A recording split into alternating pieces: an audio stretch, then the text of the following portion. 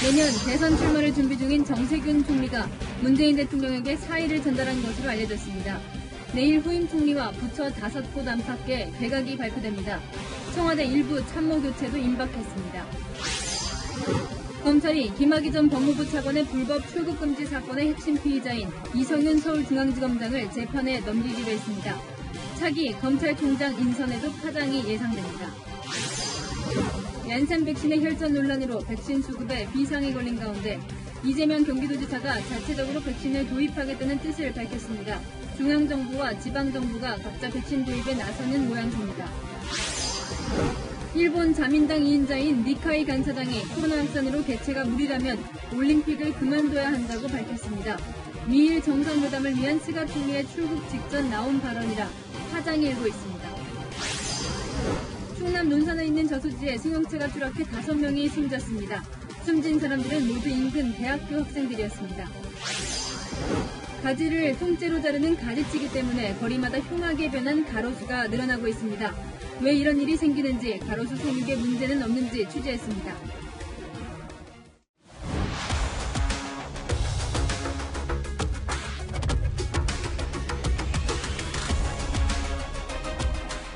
뉴스의 동정민입니다. 각자 도생, 코로나 이야기입니다. 오늘도 700명에 육박하는 신규 확진자가 나왔는데요. 정부의 백신 수급에 빨간불이 켜지자 경기도가 자체적으로 백신 도입을 검토하겠다고 나섰습니다. 이 와중에 코로나의 확산 양상을 분석해보니 감염원이 뚜렷한 집단 감염 대신 일상에서 개인 간 감염 비율이 크게 늘고 있었습니다. 선제적으로 검사해서 밝혀내기가 어려워진다는 거죠. 점점 고차 방정식이 돼가는 코로나 방역. 그래서 결국 답은 거리두기 강화뿐이냐, 정부가 고민에 빠졌습니다. 첫 소식 김단비 기자입니다. 어제 코로나19 확진자는 700명에 거의 가까운 698명이었습니다. 문제는 특정 장소에서의 대규모 집단 감염보다 일상생활 전반에서 확산되고 있다는 겁니다. 서울 마포구의 어린이집에선 지난 9일 종사자 1명이 확진 판정을 받은 뒤 원생과 가족 등으로 먼저 14명이 확진됐고, 서울 강남구에선 지인 모임을 통해 최소 28명이 확진됐습니다. 방역당국이 최근 2주간 확진자의 감염 경로를 분석했더니 집단 감염보다 확진자와 접촉한 개인의 감염 비율이 더 높았습니다. 무증상 비율도 40~50%에 달해 대규모 감염이 일어난 특정 집단을 선제적으로 검사하는 기존의 방식으론 지금의 확산세를 잡기 쉽지 않습니다. 다른 방역 지표에도 빨간등이 켜졌습니다. 확진자 한 사람이 몇 명을 감염시키는지 보여주는 감염 재생산 지수는 2주 연속 1을 넘겼고, 코로나 검사자 중 확진되는 비율을 뜻하는 양성률은 4주째 오름세입니다. 전문가들은 개인 접촉에 의한 감염을 막을 수 있는 유일한 방법은 사회적 거리두기 단계 격상뿐이라고 말합니다. 막기가 더 어려운 상황인 거고, 광범위하게 지역사회에서 발생을 하고 있는 거니까 대응 방법은 거리두기 단계를 올리는 것밖에 없죠. 하지만 방역당국은 급하게 거리두기 조정은 하지는 않겠다면서 지자체가 준비할 여유를 두고 검토하겠다고 밝혔습니다. 채널A 뉴스 김단비입니다. 각자 도생 백신 이야기로 넘어가겠습니다. 혈전 부작용으로 미국에서 접종이 중단됐지만 우리 정부는 계획대로 얀센 백신을 도입하겠다고 밝혔습니다. 다른 선택지가 마땅치 않은 상황에서 일단은 들여오는 게 중요하다고 본 겁니다. 중앙정부가 백신 수급에 허덕이는 와중에 이재명 경기지사가 자체적으로 백신 도입을 검토하고 있다고 밝혀 논란이 예상됩니다. 황규락 기자입니다. 혈전 논란이 불거져 미국에서 접종이 중단된 얀센 백신에 대해 정부는 백신 도입 자체가 중요한 시점이라며 도입 중단 등 계약 변경을 검토하고 있지 않다고 밝혔습니다. 현재 우리나라가 처한 백신 도입의 어려움을 사실상 인정한 겁니다. 정부는 지난해 mRNA 백신 도입에 자신감을 내비쳤습니다. 우리가 빨리 계약을 맺자고 오히려 그쪽에서 재촉을 하고 있는 그런 상황입니다. 우리가 백신 확보에서 그렇게 불리하지 않은 여건에 있다는 것을. 이미 계약한 7,900만 명분이 충분하다며 추가 도입을 검토하지 않는다고도 밝혔습니다. 7,900만 명분이면 3,600만 명분의 2배도 넘는 물량이지요. 그 정도면 충분한 양이 확보가 됐다 이렇게 보고 있습니다. 하지만 올해 2분기 수급량이 목표치인 1,200만 명분보다 적은 900만 명분에 그치자 이달에서야 범정부 백신 수급 TF를 꾸려 지각 TF라는 비판이 쏟아지고 있습니다.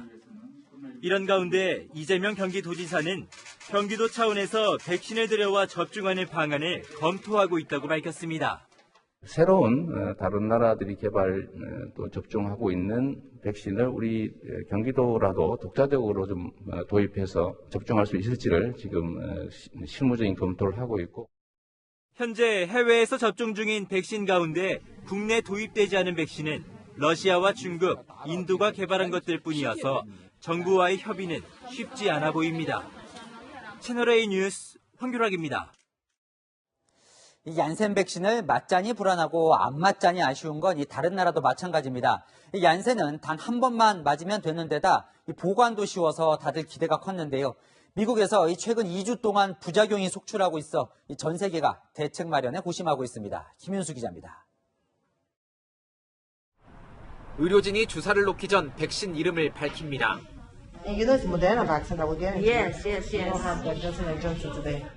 미 보건당국은 얀센 백신 접종자 700만 명 중 6명에게서 혈전 증상이 나타나자 접종을 일단 중단했습니다.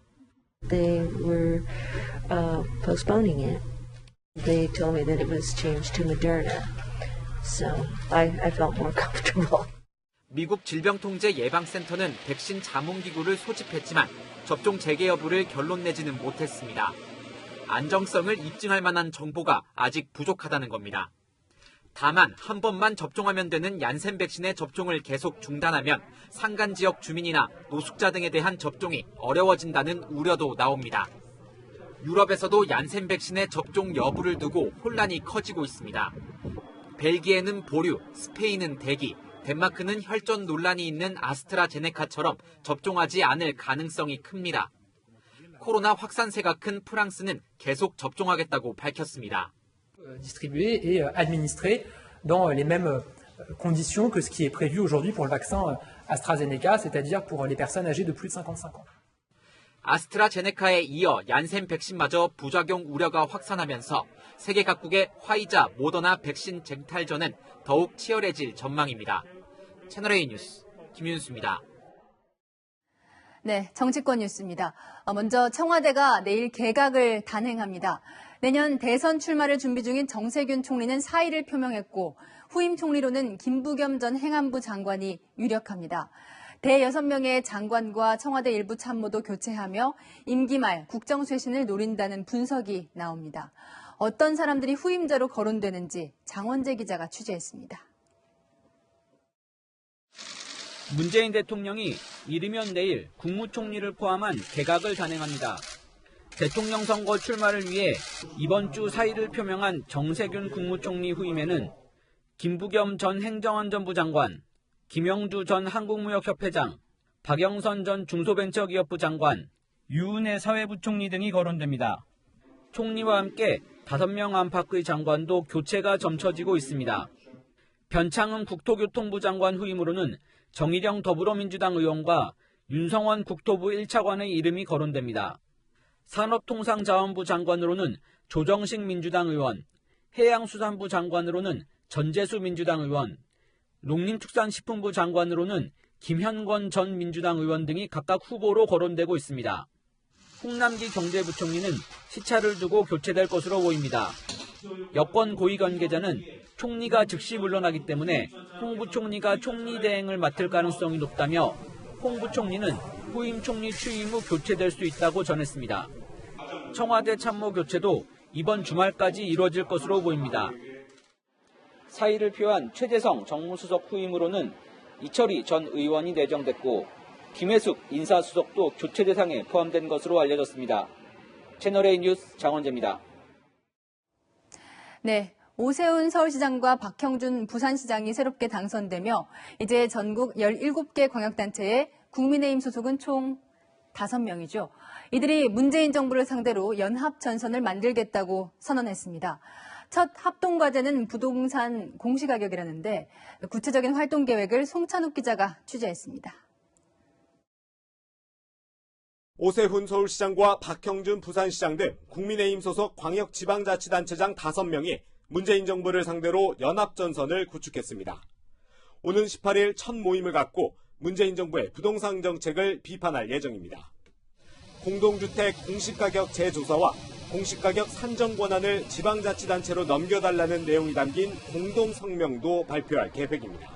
재산세의 부담의 상승, 종부세의 상승, 건강보험료의 상승을 비롯해서 60가지가 넘는 국민생활 부담이 나타났고, 부실하고 불공정한 기준에 기초한 실질상의 증세 프로젝트는 일단 당장 중지해야 된다고 생각합니다.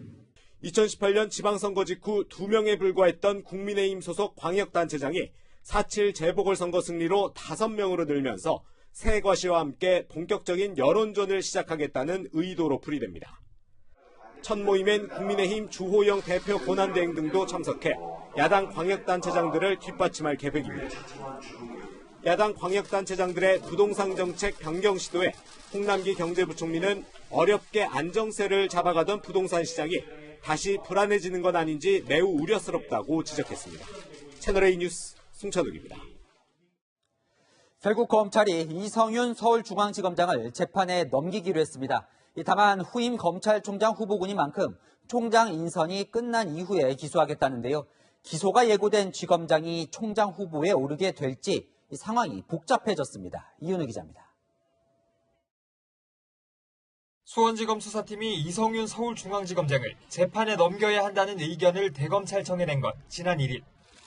이 지검장이 4차례 소환에 불응해 직접 조사하진 못했지만 이 지검장의 수사 개입 의혹을 증명할 수 있다고 판단한 겁니다. 대검찰청은 2주간의 고심 끝에 수사팀과 같은 결론을 낸 걸로 전해졌습니다. 김진욱 고위공직자 범죄수사처장은 현직 검사의 사건인 만큼 공수처가 사건을 넘겨받아 기소 여부를 결정하겠다고 주장했지만 검찰은 받아들이지 않았습니다.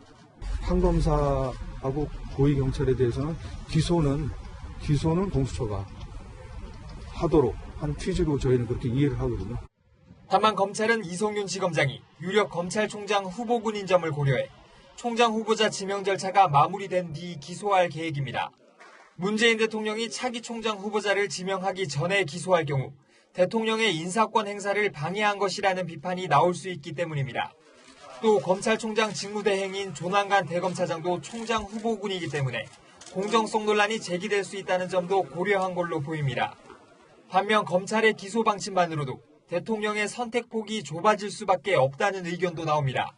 채널A 뉴스 이은우입니다. 침묵도 메시지다. 박범계 법무부 장관은 이성윤 지검장 기소 방침이 알려지자 불편한 기색을 감추지 못했습니다. 대통령에게 차기 검찰총장 후보를 제청해야 하는 박 장관으로서는 난처하게 된 건데요.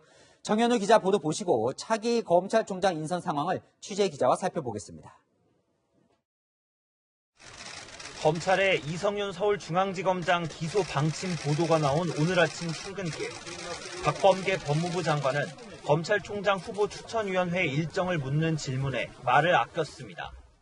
오늘은 좀 침묵하게 해주세요. 대방출이네요, 대방출. 대방출은 김학의 전 법무부 차관의 불법 출국 금지 의혹과 관련한 수사 내용이 보도된 걸 일컬은 걸로 보입니다. 박 장관은 앞서 지난 6일 검찰을 향해 피의 사실을 공표하지 말라는 취지로 경고했습니다. 하지만 검찰총장 유력 후보인 이성윤 지검장 관련 기소 방침이 알려지자 침묵도 메시지일 수 있다며 추가 조치에 나설 가능성을 시사했습니다. 특별히 오늘 침묵을 지키시는 이유가 있으십니까? 침묵이 메시지일 수도 있습니다. 검찰 내부에선 이 지검장 기소라는 변수 때문에 검찰총장 후보를 제청해야 하는 박 장관이 느끼는 당혹감이 작지 않을 것이라는 분석도 나옵니다. 여권 내에서도 차기 총장 인선에 신중을 기해야 한다는 목소리가 나오면서 이달 말이나 다음 달 초로 전망됐던 후보 추천 시점이 예상보다 늦춰질 수 있다는 관측도 나옵니다. 채널A 뉴스 정현우입니다. 윤석열 전 검찰총장의 뒤를 이을 차기 총장 인선은 어떻게 되고 있는지 사회부 최주현 기자와 살펴보겠습니다. 자, 윤석열 전 총장이 그만둔 지 이제 꽤 됐죠? 네, 맞습니다. 윤 전 총장이 지난달 4일에 사표를 냈거든요. 그러니까 이 검찰총장 자리는 오늘로써 43일째 비어 있는 것입니다. 그런데 제가 취재를 해보니 이 법무부는 지난주쯤에 이 검찰총장 후보로 추천된 법조인들에게 이 인사검증 동의를 구했습니다. 그런데 이 후보 검증에 나선 셈인데 현재는 이 검증 단계에서 더 이상 진척이 되지 않고 있다, 이렇게 볼 수가 있겠습니다. 결국엔 이 단계를 넘어서야 법무부 검찰총장 후보 추천위가 이 3-4명의 후보를 압축해서 법무부 장관에게 추천을 할 수가 있고요. 박 장관이 이 중에서 한 명을 문재인 대통령에게 제청하게 되면은 문 대통령이 최종적으로 임명을 하게 됩니다. 전에는 24일 걸렸지만 이번에는 정광석화처럼 후임을 찾겠다 했었던 이 박범계 장관도 오늘은 이 멈춰있지는 않다, 이렇게 하면서 침묵을 택하기도 했습니다. 그러니까요. 정광석화처럼 하겠다더니 왜 이렇게 늦어지고 있는 건가요? 법조계에서는 아무래도 이 박 장관의 구상에 변수가 생겼다, 이렇게 보고 있거든요. 유력 후보였었던 이성윤 서울중앙지검장이 대표적입니다. 이 서울고검검사에 있었던 이 지검장, 사실 문재인 정부에서 대검찰청 형사부장 그리고 법무부 검찰국장 같은 이 요직을 두루 거칠 만큼 사실 신뢰를 받아왔습니다. 하지만 검찰 내부에서는 리더십이 부족하다, 이런 평가가 적지 않거든요. 특히 김학의 전 법무부 차관의 불법 출국 금지 사건 수사를 이 무마했다는 의혹에 휩싸인 것 역시 관건입니다. 검찰총장 후보자라는 직함 외에 이 피고인, 그러니까 재판에 넘겨진 신분도 함께 얻게 될 상황에 처한 것입니다. 일단 이게 궁금한데요. 이 기소가 되어도 총장을 할 수는 있습니까?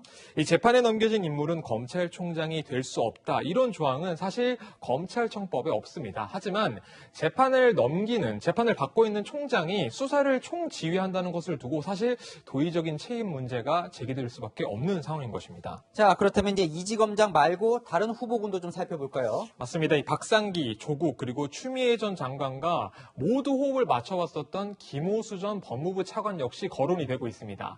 하지만 김학의 전 차관 불법 출금 당시에 이 법무부 차관이었었던 만큼 현재 진행 중인 검찰 수사에서 피고발인 신분이기도 합니다. 역시나 역풍이 좀 있을 수 있겠군요. 자, 그러면 이 윤 전 총장 이후에 총장 역할을 지금 하고 있는 이 조남관 직무대행은 어떻습니까? 말씀하신 것처럼 이 조남관 직무대행의 가장 큰 강점, 아무래도 검사들의 신임을 바탕으로 한 조직 장악력이라고 할 수가 있겠습니다. 앞서 추미애 전 장관이 윤 전 총장에 대한 직무 배제와 감찰을 지시했을 때도 부당한 결정이다, 이렇게 맞섰었는데요. 바로 이 점 때문에 사실 여건이 부담스러워서 이 후보 추천을 할 가능성이 낮다, 이런 분석도 함께 나오고 있는 상황입니다. 보면 사실 이제 윤석열 전 총장이 이 총장 시절에 대선 후보로 발돋움할 만큼 시끄러웠잖아요. 네. 그러다 보니까 후임 총장 인선을 결정하기가 쉽지는 않을 것 같아요. 맞습니다. 이 검찰총장 임기는 2년이거든요. 그런데 임기 말 정권을 안정시켜야 하는 문 대통령 입장에서는 사실 정권 수사 등 이 민감한 상황에서 믿을 사람이 필요할 겁니다.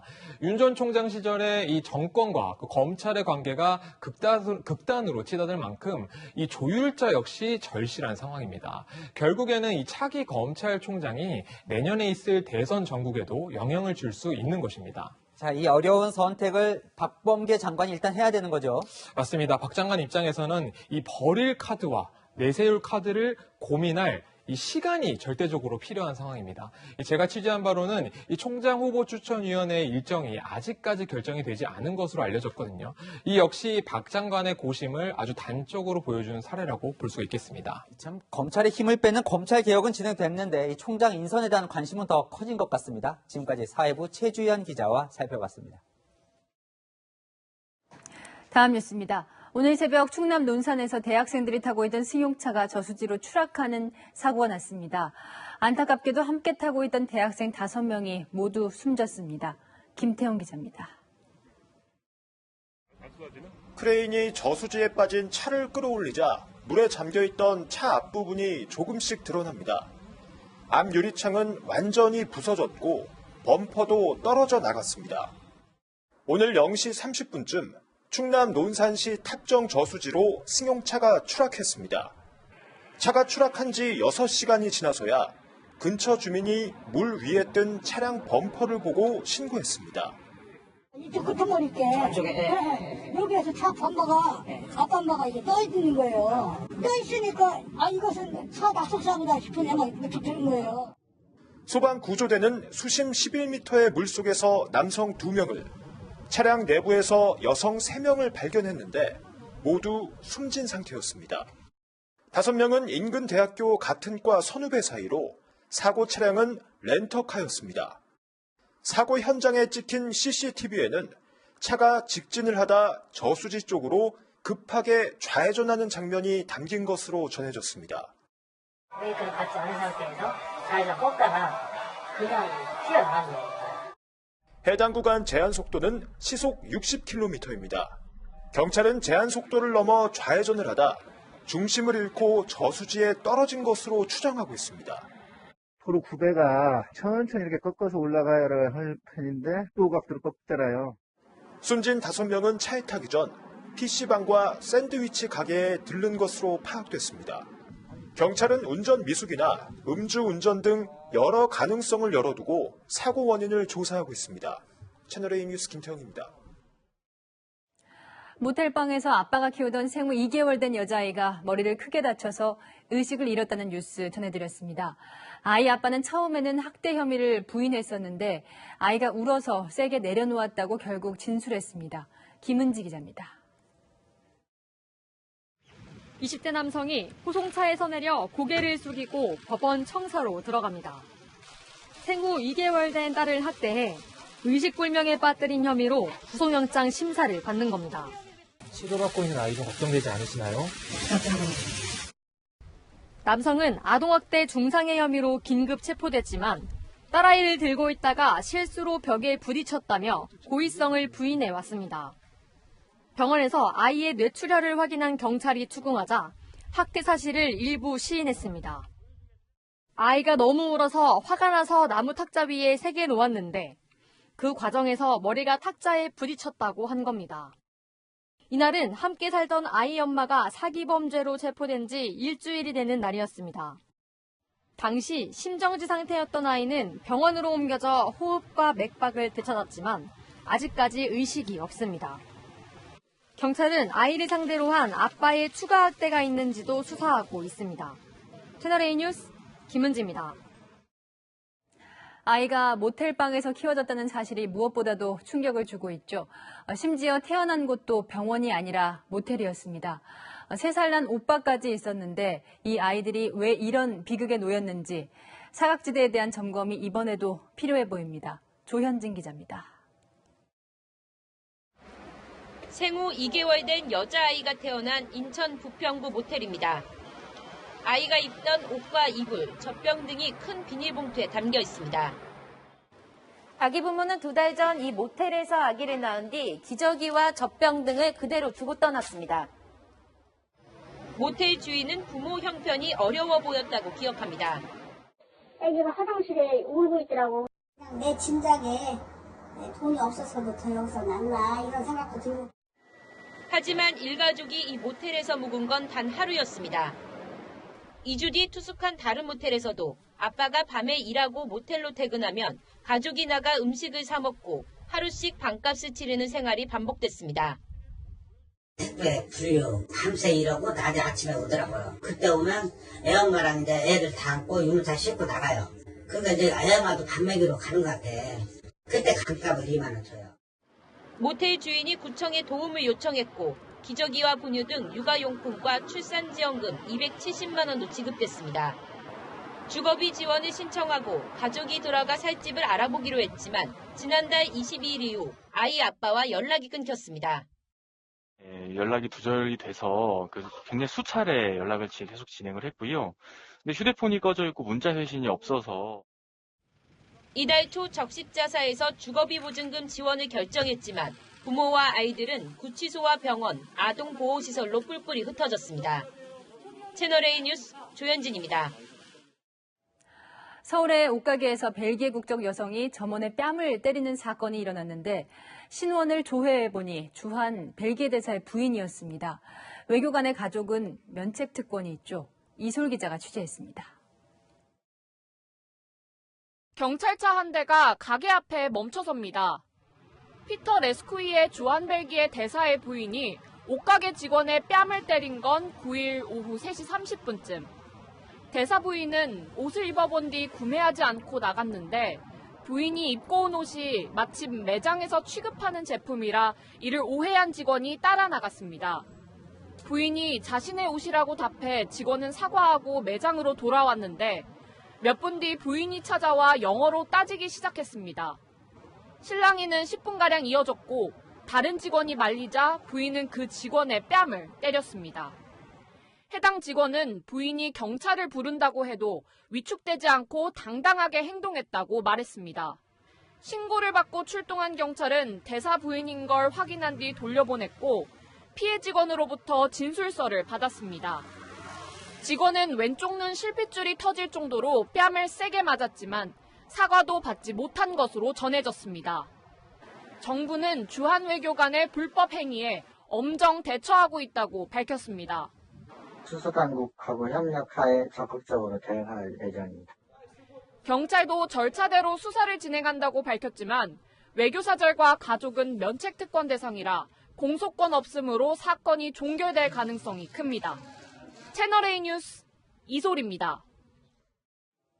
네, 실록이 우거지기 시작하는 계절입니다. 그런데 도심 곳곳에 나뭇잎이 달릴 가지 하나 없이 댕강 잘려나간 가로수들이 많습니다. 보기도 안 좋고 안전 위험까지 생긴다는데 왜 이렇게 흉하게 가지치기를 하는 건지 제가 직접 취재했습니다.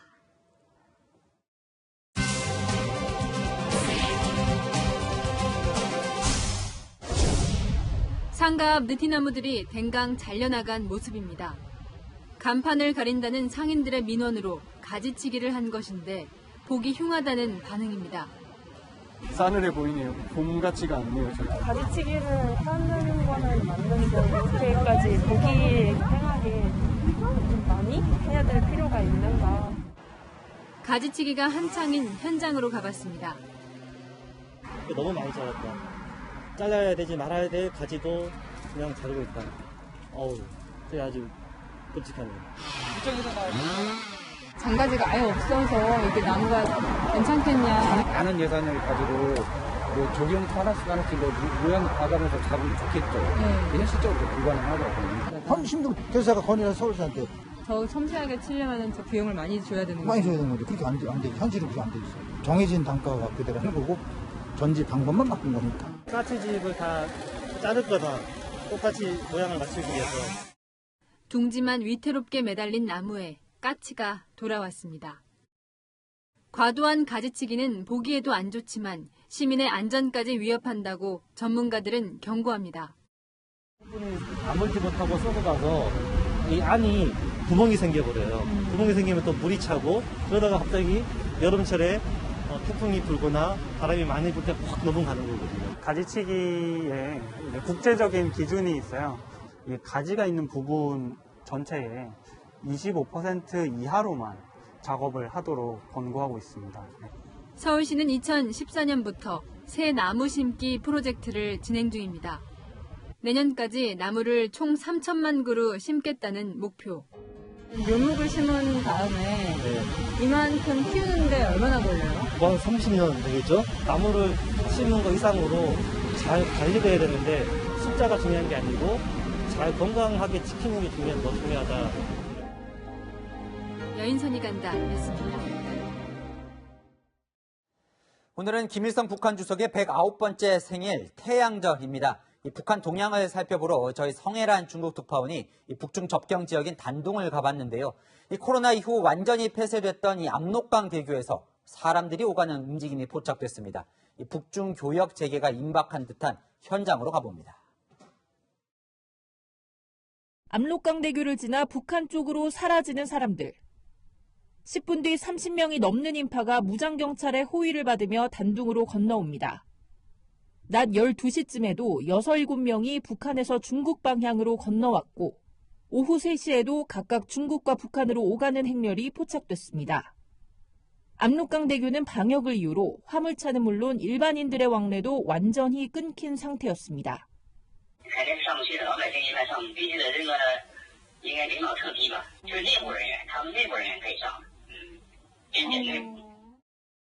본격적인 무역 재개를 앞두고 유력한 교역 통로인 이 다리를 점검하는 것이라 분석이 많습니다.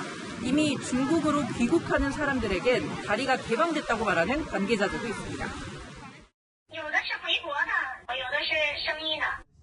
실제 단둥 주변 호텔은 이미 북한에서 온 중국인들을 격리하는 곳이 적지 않습니다. 한 대북 소식통은 지난달에도 북한에서 8명이 건너왔다고 전했고 지난해 말 역시 중국인들이 대거 돌아온 것으로 확인됐습니다.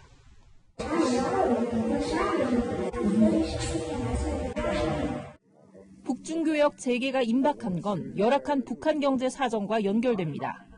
중국 해관 총서에 따르면 지난해 북중교역액은 전년보다 80%나 급감했습니다. 그러다 보니 먹고 살기 위해 농산일을 하는 군인들이 포착될 정도입니다.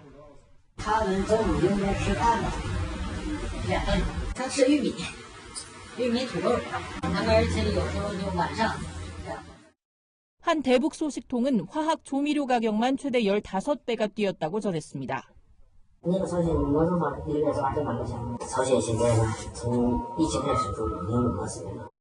한편 시진핑 국가주석은 리룡남 주중 북한 대사 등에게 임명장을 주면서 중국과 중앙아시아, 유럽을 잇는 프로젝트인 1대1로를 강조했습니다. 단둥에서 채널A 뉴스 성혜란입니다. 북중 간의 거리가 이렇게 다시 가까워지고 있는 와중에 미국에서 의미 있는 분석이 나왔습니다. 이 북한이 한미 간의 균열을 노리고 핵실험이나 ICBM 시험 발사를 할 수 있다. 우리 국가정보원 격인 미국 정보기관 수장들이 공개적으로 한 말입니다. 워싱턴 유승진 특파원이 보도합니다. 미 정보당국은 북한이 북미 협상 주도권을 가져오기 위해 도발에 나설 수 있다고 내다봤습니다. 한미일 동맹의 균열을 노릴 수 있다는 겁니다. And will seek to drive wedges between the United States and its allies. These efforts could include the resumption of nuclear weapons and intercontinental ballistic missile testing. 미 정보당국은 앞서 공개한 보고서를 통해서도 김정은 북한 국무위원장이 자신의 조건대로 미국과 협상하기 위해 올해 핵실험이나 장거리 미사일 시험 재개를 고려할 수 있다고 전망했습니다. I remain concerned about capacity from the 10 October parade that we saw in North Korea. 같은 날 바이든 대통령은 아프가니스탄에 주둔한 미군을 9.11 테러 20주년인 오는 9월 11일까지 완전 철수하겠다고 발표했습니다. 중국과 북한, 이란 등 당면한 위협들에 집중하기 위한 것으로 풀이됩니다. 실제 FBI 국장은 10시간마다 한 번꼴로 중국과 관련된 새로운 사건을 수사하고 있다고 밝혔습니다. 바이든 행정부의 대북 정책 검토가 마무리 단계에 접어든 가운데 미국의 잇따른 대북 강경 발언이 곧 공개될 정책 기조와도 무관치 않다는 분석이 나옵니다. 워싱턴에서 채널A 뉴스 유승진입니다.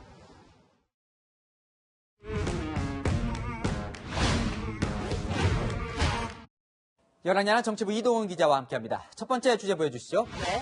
자, 2030 초선 장경태 민주당 의원이네요. 쇄신 대신 뭘까요? 반성문입니다. 장 의원 이제 재보선 직후에 조국 사태에 대해 반성문을 썼다가 문자 폭탄 받았잖아요. 네. 그럼 그 반성문에 대해서 또 반성문을 쓴 겁니까? 네, 결국 항의하는 지지자들에게 사과했는데요. 조국 장관께서 고초를 겪으실 때 그 짐을 떠안았어야 했는데 그러지 못했다. 저희의 부족함으로 상처를 드려 죄송하다고 했습니다. 이 문자 폭탄 위력이 세긴 세군요. 네, 지지자들이 스스로 인터넷에 공개한 메시지를 한번 보실까요? 네. 너네도 조국처럼 괴롭힘 당해봐야 할 텐데 초파리 같은 존재감이라 그럴 일 없어서 좋겠다. 시건방 떨지 말라 등 상당히 수위가 높습니다. 이런 내용의 문자 폭탄 수천 건을 받으면 위축이 되겠죠. 자, 이 곧 열릴 당 지도부 선출은 사실 이제 당원들의 비중이 높잖아요. 그러다 네. 보면 이 당원들 눈치를 안 볼 수가 없겠군요. 네, 최고위원에 도전하는 강병원 의원은 그래서인지 이들이 태극기 부대와는 다르다고 옹호했습니다. 태극기 부대 같은 굉장히 감정적이고 선동적입니다. 그런데 우리 당원들의 여러 부분들도 굉장히 논리적이고 설득력을 가지고 있습니다.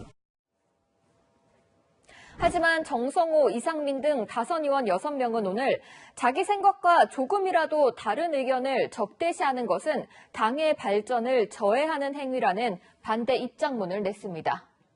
재보선 이후에 조용하게 지내던 이낙연 전 민주당 대표도 오늘 한마디 했던데요. 네, 오늘 자가격리가 끝났는데요. 자택에서 나오는 이 전 대표 이야기 직접 들어보시죠. 절제의 범위를 지키도록 노력하는 것이 설득력을 얻는 데 더 도움이 될 것이다 라고 생각합니다. 절제 없는 소통은 불통만 못하다는 것을 민주당도 당원들도 잊지 말아야겠습니다. 네, 다음 주제 보겠습니다. 네. 자, 민에서 남으로 국민의힘과 김종인 전 비대위원장 상황이죠. 네, 선거 압승을 이끈 비대위원장님이 일주일 만에 남보다 못한 사이가 된 건데요. 그 과정을 영상으로 정리해봤습니다.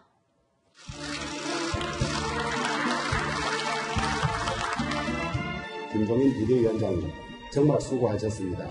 우리 전 의원 일동에 감사드립니다.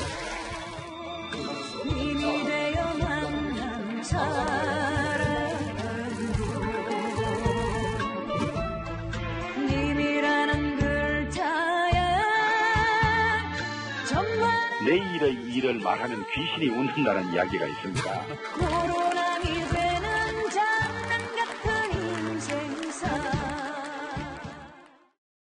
네, 김 전 위원장 내일은 금태섭 전 의원도 만난다면서요. 네, 국민의힘에는 절대 안 간다는 김 전 위원장이 금 전 의원과 손을 잡고 신당을 창당할 가능성이 제기되고 있습니다. 자, 김 전 위원장 본인뿐 아니라 윤석열 전 검찰총장도 국민의힘으로는 안 갈 거다 이런 말도 했던데요. 네, 국민의힘에서는 두 사람이 가까워지는 걸 견제하기 시작했습니다. 장제원 의원은 윤석열 전 총장이 김종인 덫에 걸려 동참하면 역사에 씻을 수 없는 죄를 짓는 것이라고 했고요. 김병준 전 비대위원장은 윤 전 총장이 뇌물 전과자와 손을 잡겠냐며 김종인 전 위원장에게 직격탄을 날렸습니다. 오늘의 동지가 내일의 적이 된 겁니까? 네, 일주일 만에 이렇게 바뀌기도 쉽지 않을 것 같습니다. 인생만큼 정치도 참 무상한 것 같네요. 저러다 또 언제 그랬냐는 듯 함께할 수도 있지 않을까 이런 생각도 드는데요. 그게 정치일까요? 지금까지 여랑야랑이었습니다. 문재인 대통령이 어제 일본의 후쿠시마 원전 오염수 방류 결정에 대해 법적 절차를 밟으라고 했죠. 일본은 이런 일을 10년을 준비해온 만큼 올림픽을 앞두고 국제 여론전을 펼쳐야 한다는 지적이 나옵니다. 한수아 기자가 보도합니다. 30년 경력의 국제해양법 변호사는 일본의 원전 오염수 해양 방류와 관련해 국제해양재판소에 잠정 조치를 신청하면 된다고 말합니다. 일종의 가처분 신청을 먼저 내 우선 2년 뒤 방류를 막고 본 소송에서 다투면 된다는 겁니다. 일본이 한국 등에 충분한 정보를 제공하지 않았다는 이유에서입니다. The precautionary principle requires them requires Japan to act more cautiously and act quickly. The Tribunal for the Law of the Sea to make an order to avoid that damage happening in the future. 소송 제기만으로도 올림픽을 앞둔 일본을 압박할 수 있다고 덧붙였습니다. United States has said that Japan's discharge of contaminated water meets globally accepted nuclear safety standards, right? The United States supporting Japan in this, I suppose, because they want to support their friend, South Korea in particular, and other concerned countries such as China. Need to say to Japan, well, actually, this is not without cost, because what Japan's actually doing is they're transferring the cost. 하지만 최종 승소하려면 오염수 방류와 해양환경 오염 사이의 인과관계를 우리가 증명해야 합니다. 관련 조치 우리가 뭘 했는가, 정식으로 이런 문제에서 우리가 교섭했는지 우리가. 피해 당사자가 우리잖아요.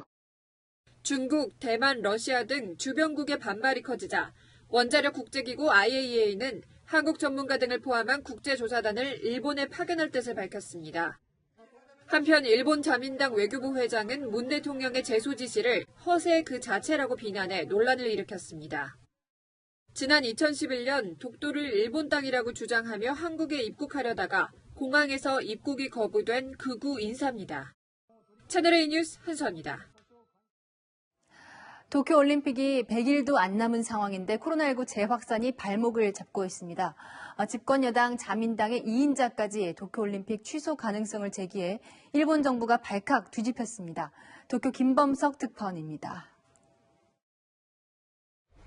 니카이 도시로 자민당 간사장이 오늘 한 방송에서 도쿄올림픽 개최 부정적인 입장을 보였습니다. これ以上とても無理だっていうことだったらこれはもう 올림픽 개최로 코로나19가 확산되면 무엇을 누구를 위한 축제냐는 겁니다. 도쿄올림픽까지 100일도 채 안 남은 시점에서 취소를 언급해 파장이 커지자 자민당으로서 개최를 지지하는 것엔 변함이 없다고 해명했지만 정부는 당황한 기색을 감추지 못했습니다. まずそうしたことにならないように感染対策に十分配慮しながら 석 달 전에도 취소 가능성을 언급한 바 있는 고노다로 행정개혁상은 오늘 한 방송에서 무관중 가능성을 언급했습니다. 일본 당국은 해외 관객을 받지 않기로 한 상황에서 국내 관객 상한선도 정하지 못한 상태입니다. 설상가상으로 도쿄와 오사카에서만 코로나19 신규 확진자가 2,000명이나 나오면서 일부 지역에선 성화봉송도 중단됐습니다. 選手とかどうせ迎えられないから、中止でいいと思います。そのお金をコロナ対策に使った方がいいと思います。 스가 일본 총리는 미일 정상회담 참석차 오늘 밤 출국합니다. 미국이 도쿄올림픽 개최를 지지할지 여부가 초미의 관심사로 떠올랐습니다. 도쿄에서 채널A 뉴스 김범석입니다. 임대차 3법의 마지막 카드인 전월세 신고제가 6월부터 전면 시행됩니다. 거래가 투명해진다는 기대 효과가 있지만 전월세 가격이 더 오르고 전세 가뭄이 가속화될 것이란 우려도 있습니다. 안건우 기자입니다. 고시촌으로 유명한 서울 노량진동.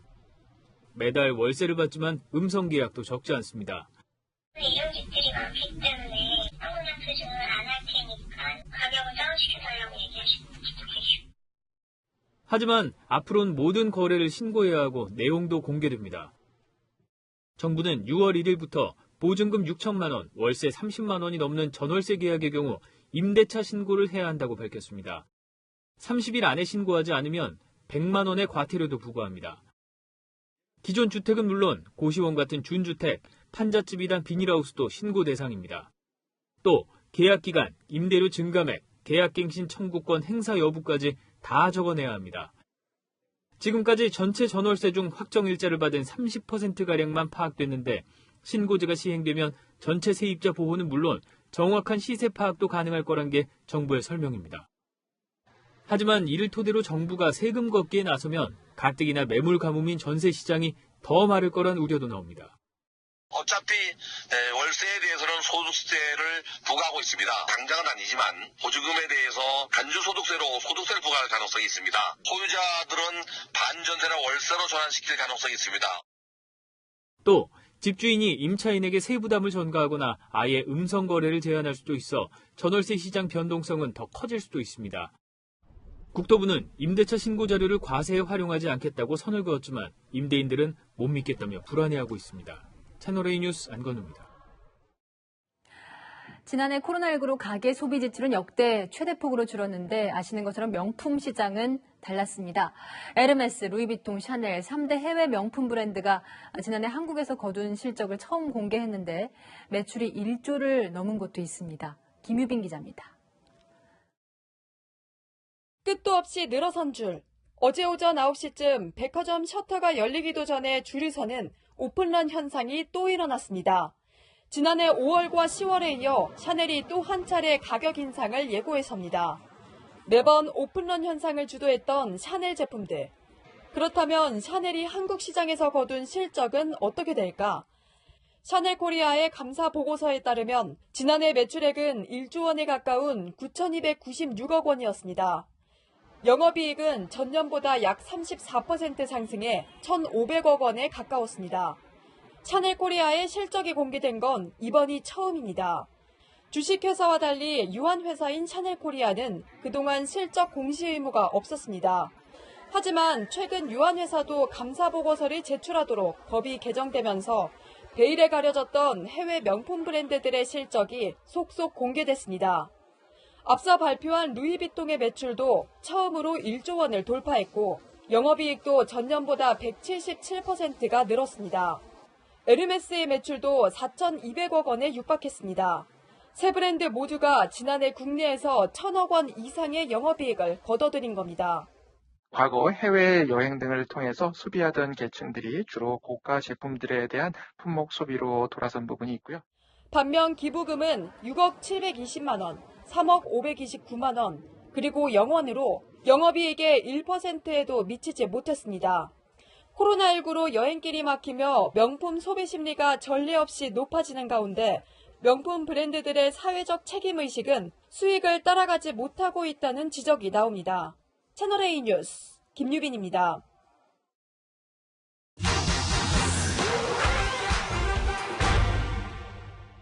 손수레에 쌓여있는 물체 1센트짜리 동전 약 9만 개입니다. 미국의 한 남성이 다니던 정비업체를 그만두며 밀린 월급을 받지 못했다 신고하자 대표가 기름 묻은 동전을 보낸 겁니다.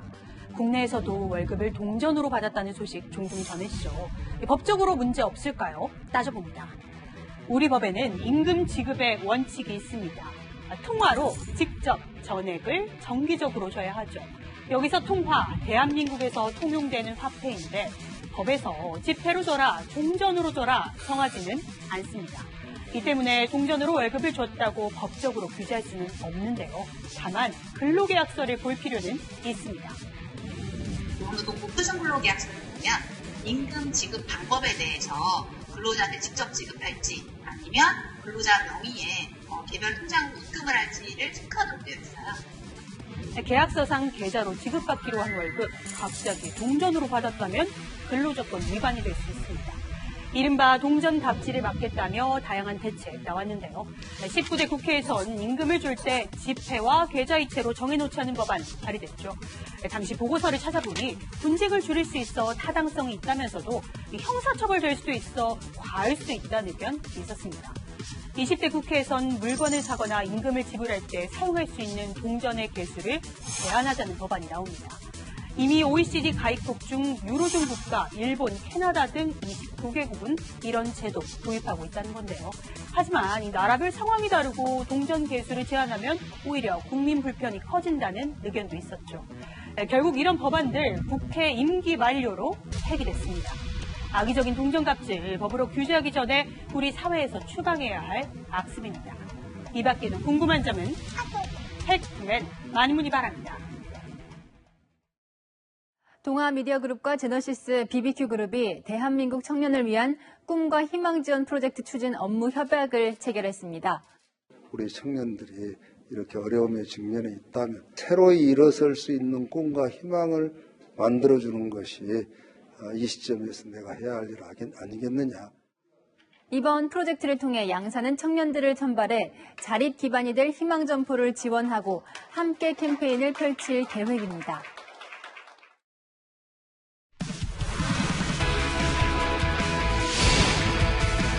FC서울 기성용의 롱패스는 긴 거리를 정확하게 날아가 택배 크로스로 불리는데요. 또 하나의 비결은 공이 날아가는 속도입니다. 이현용 기자가 알아봤습니다. 하프라인 뒤에서 찬 공이 전방 나상호의 가슴팍에 정확히 떨어집니다. 이어진 슈팅은 골로 연결됩니다. 나상호에게 후방에서 누가 레이저를 쐈어요. 상대팀 10명의 머리 위를 날아간 공. 전력 분석용 촬영 영상을 보니 47m를 2.445초 만에 갔습니다. 시속으론 69km입니다. 100m를 10초에 주파하는 육상 선수는 물론 경주마들의 평균 시속 60km보다 빠릅니다. 오른쪽 빈 공간으로 날아가 공격 기회를 살린 이 전환 패스도 시속 60km의 빠른 공이었습니다. 공의 방향을 가늠하기 어렵도록 높고 빠르게 날아가 정확히 떨어지는 롱패스가 경기 흐름을 반전시키는 겁니다. 경기 전부터 이제 뒷공간으로 많이 침투를 하라고 얘기를 했었고요. 훈련 때도 그런 연습을 좀 했었고요. 기성용의 활약을 담은 K리그 영상은 150만 명 가까이 받고 유럽 축구 영상 플랫폼엔 박물관에 가야 할 컨트롤이라고 소개됐습니다. 팬들의 최종 투표로 뽑는 이달의 선수로 처음 선정된 기성용은 가벼운 근육 부상으로 결장 중인 가운데 회복 정도를 살펴본 뒤 주말 홈경기에 출전할지 결정할 계획입니다. 채널A 뉴스 이현웅입니다. 요즘 날씨가 참 변화무쌍합니다. 4월에 한파특보가 내려지더니 오늘은 기온이 쑥쑥 올라서 다시 봄 기운이 감돌았는데요. 내일은 비와 더불어 불청객 황사 소식까지 들어있습니다. 비 소식부터 먼저 살펴볼까요? 내일 새벽부터 오후 사이 전국 곳곳에 내릴 텐데요. 중부와 전북에 5에서 20mm, 영동과 영남에 5mm 안팎으로 양이 많지는 않겠습니다. 다만 돌풍과 함께 천둥, 번개가 치면서 요란하게 내리겠고요. 강원 산지와 동해안에서는 강풍이 예상됩니다. 출근길 우산 꼭 챙기시고요. 또 돌풍으로 인한 피해 없도록 미리 시설물 점검 꼼꼼히 해주시기 바랍니다. 비구름 뒤로는 황사가 불어오면서 전국의 미세먼지 수치가 높아질 수 있겠습니다. 내일 서울의 아침 기온은 9도, 대전은 8도로 시작하고요. 한낮에는 서울이 16도, 광주는 19도로 오늘과 비슷하거나 조금 낮겠습니다. 토요일에는 내륙 곳곳에 소나기가 지날 전망입니다. 날씨였습니다. 민주당 강성 지지층의 문자 폭탄을 우려하는 건 나와 다른 목소리를 인정하지 않는 폐쇄적인 소통 방식에 대한 걱정이기도 합니다. 내일 개각과 청와대 개편이 예정돼 있죠. 무엇보다 우리 편 말고 다른 목소리도 들어보겠다, 이런 의지가 담겼으면 좋겠습니다. 대통령의 남은 임기는 1년 남짓, 이번 개각이 진짜 쇄신의 기회가 되길 바라며 오늘의 한마디는 결코 짧지 않은 1년으로 하겠습니다. 오늘 뉴스 여기까지입니다. 내일도 뉴스입니다.